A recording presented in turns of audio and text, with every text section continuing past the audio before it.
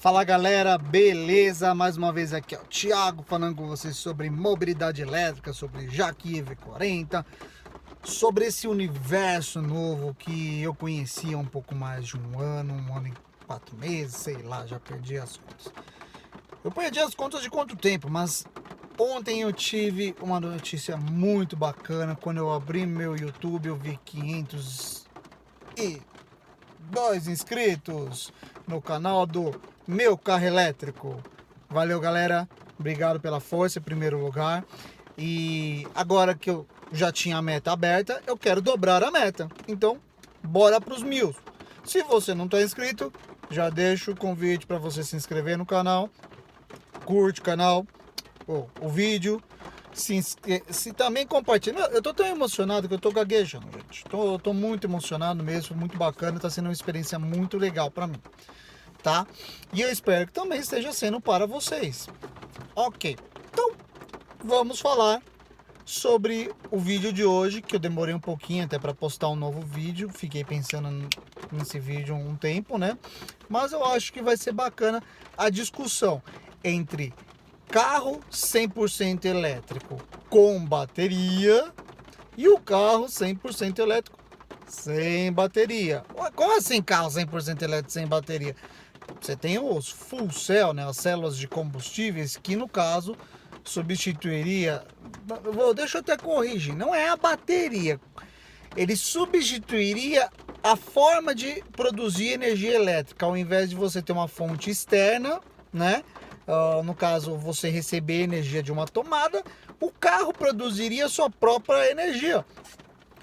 Mano, da hora! Pô, o carro produzir energia, legal. Só que você tem que pensar, como que esse carro vai produzir a energia? É através de placa fotovoltaica?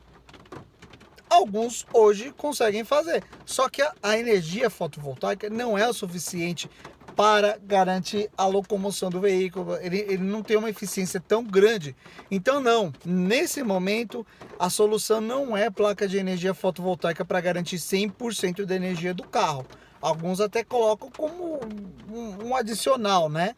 Mas não é o caso dos carros que a gente vai falar hoje, tá? Gente, falei, tô com a coceira, foi mal. Tá, então vamos lá. Hoje, quais são os dois tipos de placas não, de células de combustível que estão pesquisando, estão desenvolvendo e até alguns já estão em produção? O primeiro é o hidrogênio, tá? Só que é muito complicado trabalhar com o hidrogênio. Você tem uma logística muito complexa, muito mais complexa que a gasolina, o diesel, o etanol. E o outro é o próprio etanol, inclusive que a Nissan está desenvolvendo já. Existe alguns projetos sendo desenvolvidos, inclusive com a PUC aqui em São Paulo, com a USP, né? Com a USP, com a USP aqui em São Paulo, se eu não me engano. Existe também o Nissan Kicks, que eles foi lançado lá na Tailândia o ano passado, se eu não me engano, com motorzinho 1.2, onde você utilizaria o etanol para a produção da energia. Então vamos fazer o seguinte, eu vou separar em 5 tópicos, tá? Para a gente ter essa discussão bacana, ok? O primeiro tópico vai ser a infraestrutura de abastecimento e recarga, porque vai ter que entrar alguma coisa no carro para ele produzir eletricidade. Então você tem um abastecimento e uma recarga aí de qualquer forma. O segundo tópico vai ser o tempo, tá? O terceiro, eu vou colocar a questão aí do terceiro, a bateria. O quarto vai ser a manutenção. E o quinto, minha mão é muito grande. Quinto vai ser no caso, o sistema de energia em si, né? A forma que vai ser escolhido o macrosistema para a produção desse combustível, tá? Então vamos lá. Se a gente levar em consideração a infraestrutura de recarga, lembrando, a gente vai falar de carros full cell a etanol, tá? Se a gente for falar da infraestrutura, hoje, ponto para o carro full cell. Por quê? Estou falando nível Brasil, tá, gente? A gente já tem os postos de abastecimento. A gente já tem a produção do etanol, que inclusive é tecnologia brasileira, né? Da cana-de-açúcar. Você já tem todo um sistema de produção, você já tem as colheitas, você já tem tudo, tá tudo pronto, ok, legal, beleza. Então, não teria que inovar em nada nisso. A gente já tem o etanol. Só tem um pequeno problema, que é a entre-safra. Então, imagine, eu acho que 1 ou 2 vezes por ano a gente tem entre-safra de etanol no Brasil, e acaba aumentando muito o número, o preço, na verdade, do etanol, por causa da alta demanda e a baixa oferta, entendeu? Imagina então se todos os veículos fossem utilizar 100% etanol. Hoje a gente já tem uma demanda muito alta, jogando 27,5% do combustível de etanol, entendeu? Então a demanda seria muito maior, provavelmente. Não tenho os números, então eu não posso dizer que seria, mas imagino que sim, tá? Então, a gente teria um problema de entre-safra maior, a gente teria que aumentar o tamanho dos canaviais, a gente teria que melhorar a infraestrutura para a produção do etanol. Então, de certa forma, a gente tem já um caminho andado para ele, mas não seria tão simples assim, ok? Agora, falando da infraestrutura de recarga, mas você não tem tantos equipamentos de recarga no Brasil. Mas está crescendo e muito. Em 2020, ano de pandemia, cresceu demais, entendeu? Você teve empresas como a Porto Seguro, você teve empresas como a EDP, que surgiu com os equipamentos, com projetos, a Rota Verde no Nordeste, o pessoal do Rio Grande do Sul, a Celesc ampliando, em tantos outros lugares mais ampliando suas redes de carregamento, principalmente rodoviários, tá? Urbanos também cresceu bastante. Então, a gente ainda tem que construir uma rede para carregamento de carros elétricos, né? Mas isso não é tão complexo assim, entendeu? Você tem como construir melhorando a infraestrutura elétrica dos locais e promovendo esse carregamento que eu chamo até um carregamento de... como seria? Ai, gente, tô com a cabeça ruim hoje. Sábado de carnaval sem carnaval é assim mesmo. Os carregamentos que você faz durante uma compra, durante um cinema, entendeu? Então, você tem como ampliar isso sem você fazer grandes investimentos. Por quê? Uma tomada 220 vai atender a maior parte dos carros. Você não precisa garantir 100% da recarga do carro em 15 minutos. São poucos os deslocamentos que você vai ter que ter recargas de 100% a cada trecho. Então isso deixa para a área rodoviária, onde você pode ter inclusive a parte das concessionárias nas rodovias para fornecer esses pontos de carregamento, as empresas de energia e tudo mais. Então não temos a infraestrutura, mas também não é difícil de desenvolver, ok? Então vamos nessa aí. Ok, aí a gente tem o tempo de recarga, abastecimento.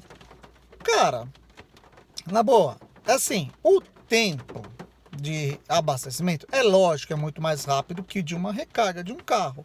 Você está injetando líquido ali, que você consegue colocar um volume maior, que é eletricidade e tudo mais. Ok, beleza. Então a gente tem um ponto positivo aí também para os carros full cell a etanol aí, que é a agilidade do abastecimento. Beleza.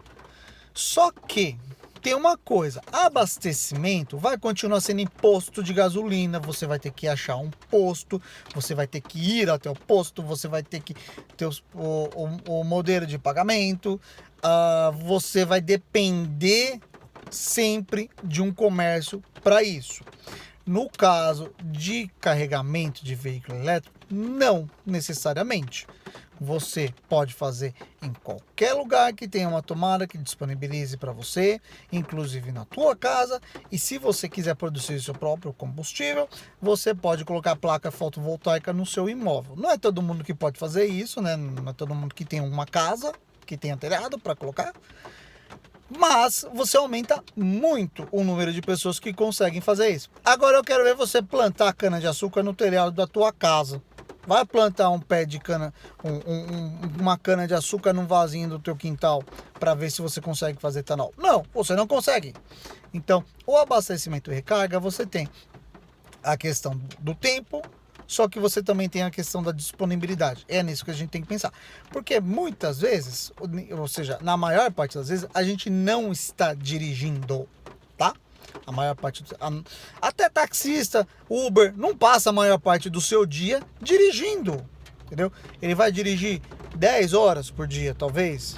Então ainda vai sobrar 14 horas do dia para fazer a recarga do veículo em algum momento, parado, sem ter que se deslocar até algum lugar específico para isso. Lógico, como hoje eu faço isso, mas existe a possibilidade de eu fazer no meu condomínio, na minha casa, no momento que eu estiver parado. Nem que eu queira, eu consigo colocar uma bomba de combustível no meu condomínio. Então, é isso aí. Tempo de abastecimento e disponibilidade de abastecimento. Esse é o ponto da discussão. Não estou dizendo qual é o melhor e qual é o pior. Eu estou dando a minha opinião e a minha posição, tá? Depois fica aberto aí para vocês discutirem. Ok. Vamos para a bateria, certo? A bateria é muito cara. A bateria de um carro elétrico é muito maior. A bateria de um carro, no caso full cell, pode ser menor, entendeu? Então você teria um custo menor para produzi-la e tudo mais. Sim, verdade. Se você for considerar, por exemplo, vamos levar em consideração a bateria de um Prius, ela é muito menor que de qualquer outro carro elétrico. Talvez um décimo do tamanho, não sei, uma bateria de 4 kW.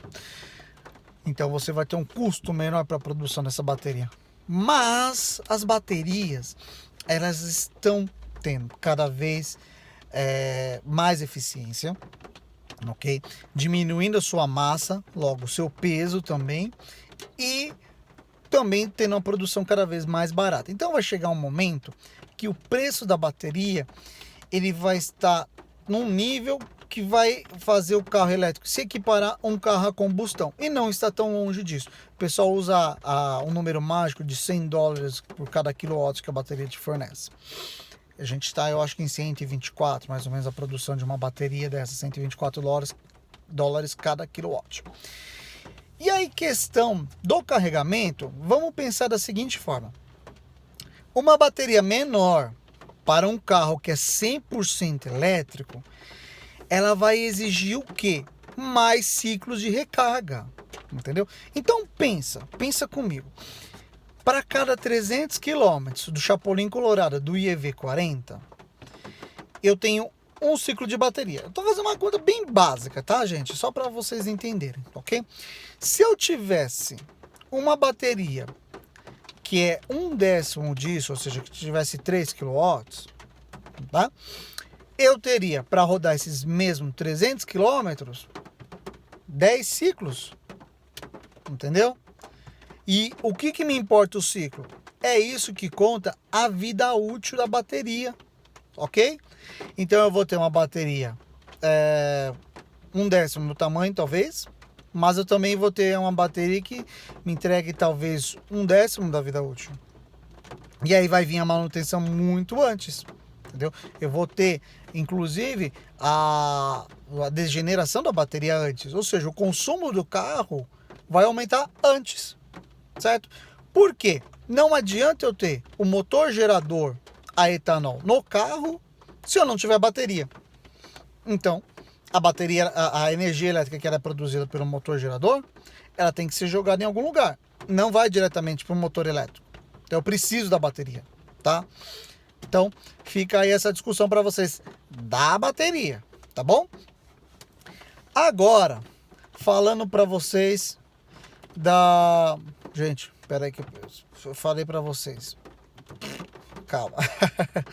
Falei para vocês da infraestrutura, falei para vocês do tempo de recarga, da bateria. Manutenção! Opa, karma. Vamos lá. Perdi só uns segundos no raciocínio. Vamos lá. A manutenção. Vamos lá. O carro elétrico tem uma manutenção muito pequenininha. Por quê?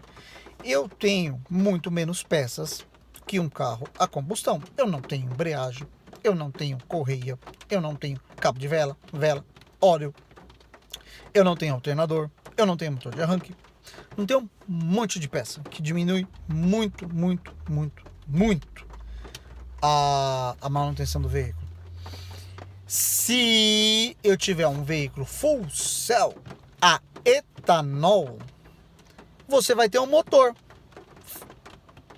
tá? Você tem um motor a combustão para dar manutenção, ok? E esse motor a combustão vai ser utilizado praticamente o tempo todo, porque o tempo todo o veículo vai estar sendo carregado pelo motor. Você não tem sequer como injetar energia elétrica fora desse motor, entendeu? Fora dessa opção. Se vocês forem pesquisar o BMW 3, que é um carro sensacional, muito bom mesmo, tá? Ele tem um problema.